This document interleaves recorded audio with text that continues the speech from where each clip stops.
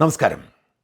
Iran ഒടുവിൽ പറഞ്ഞത്, ഞങ്ങൾക്ക് അബദ്ധം പറ്റിപ്പോയി, ഞങ്ങൾ GCC രാജ്യങ്ങളെ ആക്രമിക്കാൻ ആഗ്രഹിച്ചിരുന്നില്ല, അവർ ഞങ്ങളുടെ സഹോദരന്മാരാണ്, UAE-യിലും സൗദി അറേബ്യയിലുമൊക്കെ ബോംബ് വീണത് നിവൃത്തികേടുകൊണ്ടാണ്, ഞങ്ങളിനി ഇത് ചെയ്യില്ല എന്നായിരുന്നു. പക്ഷെ അത് വെറും പാഴ്വാക്കായി മാറി. ഇറാൻ എന്ന രാജ്യത്തിന് അമേരിക്കയോടോ ഇസ്രായേലിനോടോ പിടിച്ചു നിൽക്കാൻ കഴിയില്ലെന്നും ഇസ്രായേലിലേക്ക് തുരുതുര ബോംബ് വർഷിച്ചാലും അത് ഏക്കില്ലെന്നും മനസ്സിലായപ്പോൾ അവരുടെ മുമ്പിലുള്ള വഴി സൗദി അറേബ്യയെയും UAE-യെയും ബഹ്റിനെയും കുവൈറ്റിനെയും എന്തിനേറെ ഖത്തറിനെയും പോലും ആക്രമിക്കുകയായിരുന്നു. അവർക്കത് നിർത്താൻ കഴിയുമായിരുന്നില്ല. ഇതാ യുദ്ധം രണ്ടാമത്തെ ആഴ്ചയിലേക്ക് പ്രവേശിച്ചു കഴിയുമ്പോഴും ഇറാൻ നിർത്താതെ ബോംബ് വർഷിച്ചുകൊണ്ടിരിക്കുന്നു. ഏറ്റവും അധികം ഇറാൻ്റെ ആക്രമണത്തിന് ഇരയാകുന്നത് UAE ആണ്, ദുബായും അബുദാബിയുമാണ് എന്നതാണ് ഖേദകരം. ദുബായ്ക്കും അബുദാബിക്കും നേരെ ഇറാൻ്റെ മിസൈൽ വർഷം, ഡ്രോൺ വർഷം തുടരുകയാണ്. ഇന്നലെ ഞായറാഴ്ച ദിവസവും വിശ്രമമില്ലാതെ ഇറാൻ മിസൈലുകളും ഡ്രോണുകളും UAE-ക്ക് നേരെ ഒഴുകിയെത്തി. സൗദി അറേബ്യയ്ക്ക് നേരെയും ആക്രമണമുണ്ടായി. ഇന്നലെ ഒരു ദിവസം UAE-ക്ക് നേരെ ഏതാണ്ട് 1500 ഡ്രോണുകൾ ഇറാൻ പായിച്ചു എന്നറിയുമ്പോൾ മാത്രമേ ഇതിൻ്റെ ആഘാതം നമുക്ക് തിരിച്ചറിയാൻ കഴിയൂ. ഇതിനോടകം 238 ബാലിസ്റ്റിക് മിസൈലുകൾ UAE-ക്ക് നേരെ ഇറാൻ പ്രയോഗിച്ചിട്ടുണ്ടെന്ന് UAE ഇന്നലെ വെളിപ്പെടുത്തുകയാണ്. ബാലിസ്റ്റിക് മിസൈൽ എന്ന് പറയുന്നത് ചെറിയ കളിയല്ല, ഡ്രോൺ അയക്കുന്നത് പോലെയല്ല. ബാലിസ്റ്റിക് മിസൈലുകൾ അത് വലിയ ചെലവേറിയ ഏർപ്പാടാണ്. മാത്രമല്ല 238 ബാലിസ്റ്റിക് മിസൈലൊക്കെ UAE പോലൊരു രാജ്യത്തിന് നേരെ അയക്കണമെങ്കിൽ അത് അബദ്ധമല്ല, ബോധപൂർവമാണ്. UAE-യെ നശിപ്പിക്കുക, അബുദാബിയെയും ദുബായിയെയും അവർ വഹിച്ചുകൊണ്ടിരിക്കുന്ന കിരീടത്തിൽ നിന്ന് പുറത്താക്കുക എന്ന ലക്ഷ്യത്തോടു കൂടി ചെയ്യുന്നതാണ്. അടിസ്ഥാനപരമായി ഇറാൻ്റെ ലക്ഷ്യം ഇസ്രായേലിനെതിരെയോ അമേരിക്കയ്ക്കെതിരെയോ അല്ല, സുന്നി മുസ്ലിമിനെതിരെയാണ് എന്നുള്ള പ്രഖ്യാപനമാണ് വാസ്തവത്തിൽ UAE-ക്ക് നേരെയുള്ള ഈ ആക്രമണം വഴി ഇറാൻ തെളിയിച്ചു കൊണ്ടിരിക്കുന്നത്. എന്നാൽ ഇതിനെയൊക്കെ അതിജീവിക്കാൻ UAE-ക്ക് കഴിയുന്നുണ്ട്. അമേരിക്കയും ഇസ്രായേലും ഒരുക്കി കൊടുത്തിരിക്കുന്ന വ്യോമ പ്രതിരോധ സംവിധാനങ്ങൾ അതിനെയെല്ലാം തച്ചുടച്ചു. ഓരോ ദിവസം ചെല്ലും തോറും ഇറാൻ നടത്തുന്ന ആക്രമണത്തിൻ്റെ ശക്തി കൂടി വരികയും UAE-ക്ക് നേരെയും സൗദിക്ക് നേരെയും കുവൈറ്റിന് നേരെയും ബഹ്റിന് നേരെയും ഒക്കെ അവർ നടത്തുന്ന ആക്രമണങ്ങളുടെ എണ്ണം പെരുകുകയും ചെയ്യുന്നു. ഇത് കുറയുന്നില്ല. വലിയ യുദ്ധാന്തരീക്ഷം നിറഞ്ഞു നിൽക്കുന്നു. ഇതിൽ പലതും ഈ രാജ്യങ്ങളിൽ വന്ന് പതിക്കുന്നുണ്ട്. കുവൈറ്റിൽ ഇന്നലെയും ഒരു വലിയ ടവറിൻ്റെ പുറത്തേക്ക് മിസൈൽ വീണ് തീപിടിക്കുന്ന ദൃശ്യങ്ങൾ പുറത്തു വന്നു. UAE-ക്ക് നേരെ പല ആക്രമണങ്ങളുണ്ടായി.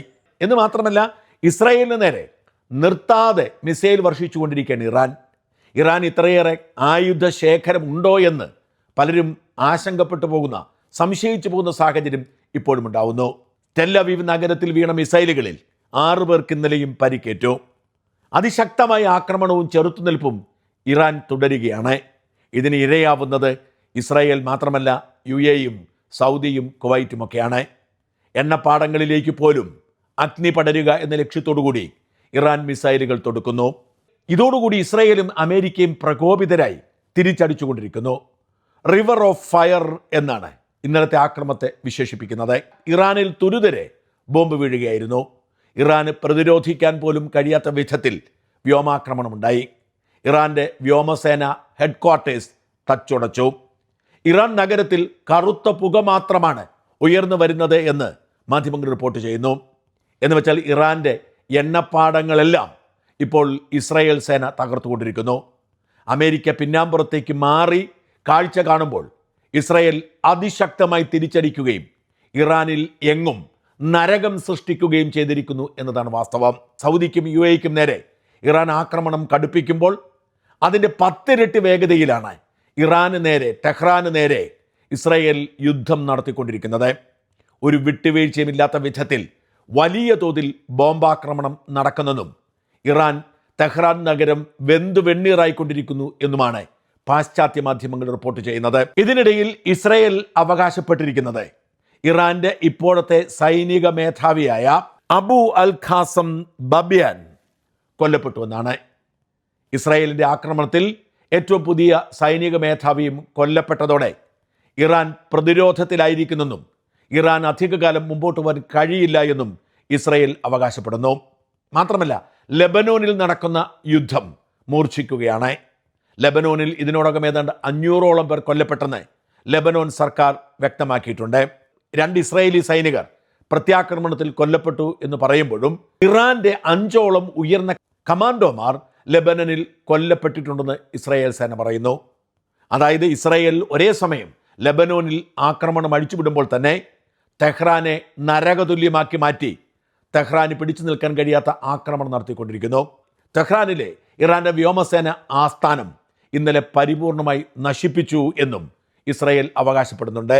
ഇസ്രായേൽ ഇതിനോടകം ഏതാണ്ട് 3400 ആക്രമണങ്ങൾ ഇറാന്റെ വിവിധ ഭാഗങ്ങളിൽ നടത്തി എന്നാണ് ഇസ്രായേൽ അവകാശപ്പെടുന്നത്. എന്ന് വെച്ചാൽ ഇറാനെ എണീറ്റ് നിൽക്കാൻ കഴിയാത്ത വിധത്തിൽ തച്ചുടച്ചിരിക്കുന്നു ഇസ്രായേൽ സേന എന്നർത്ഥം. ഇതിനിടയിൽ അമേരിക്കയും ബ്രിട്ടനും തമ്മിലുള്ള ബന്ധം വഷളാവുകയും അത് പരിഹരിക്കാനുള്ള ശ്രമം ബ്രിട്ടീഷ് പ്രധാനമന്ത്രി കീർ സ്റ്റാർമർ ഏറ്റെടുക്കുകയും ചെയ്തു. സ്റ്റാർമർ ട്രംപിനെ വിളിച്ച് പിന്തുണ പ്രഖ്യാപിക്കുകയും സഹായം വേണമെങ്കിൽ പറയാൻ ആവശ്യപ്പെടുകയും ചെയ്തു. ആരുടെയും സഹായം ഇനി വേണ്ട, ഞങ്ങൾ ഇതിനോടകം യുദ്ധം വിജയിച്ചു കഴിഞ്ഞിരിക്കുന്നു എന്നായിരുന്നു ട്രംപിൻ്റെ പ്രതികരണം. ഇതിനിടയിൽ ഇറാൻ പുതിയ സുപ്രീം ലീഡറെ തെരഞ്ഞെടുത്തു എന്ന് സ്ഥിരീകരിച്ചിട്ടുണ്ട്. എന്നാൽ ആരാണ് പുതിയ സുപ്രീം ലീഡർ എന്ന് ഇതുവരെ വ്യക്തമാക്കിയിട്ടില്ല. അയത്തുള്ള അലി ഖൊമേനിയുടെ മകനെ സുപ്രീം ലീഡറായി തെരഞ്ഞെടുത്തു എന്ന വാർത്ത നേരത്തെ മാധ്യമങ്ങൾ റിപ്പോർട്ട് ചെയ്തിരുന്നു. ഇറാൻ സ്ഥിരീകരിച്ചിരുന്നില്ല.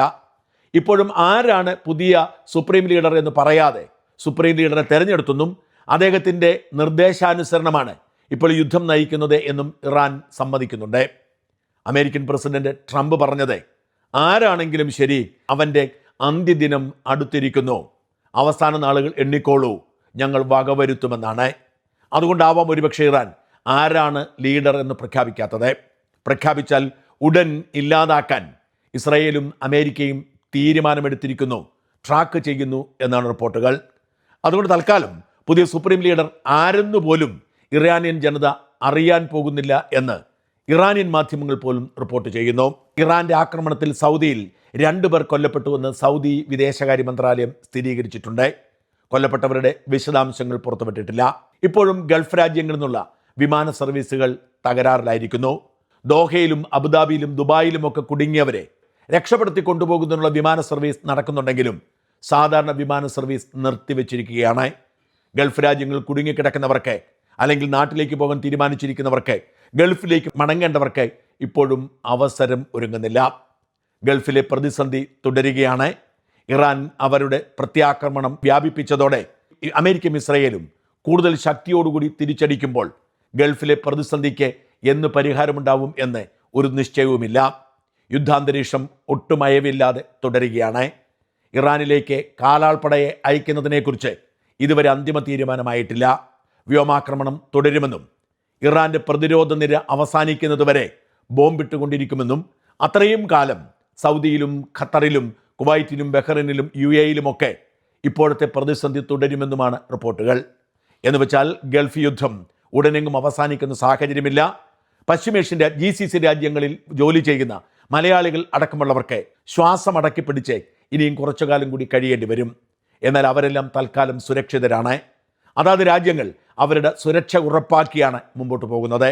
സാധാരണ നിലയിലേക്ക് കാര്യങ്ങളെത്താൻ സമയമെടുക്കുമെന്ന് മാത്രം.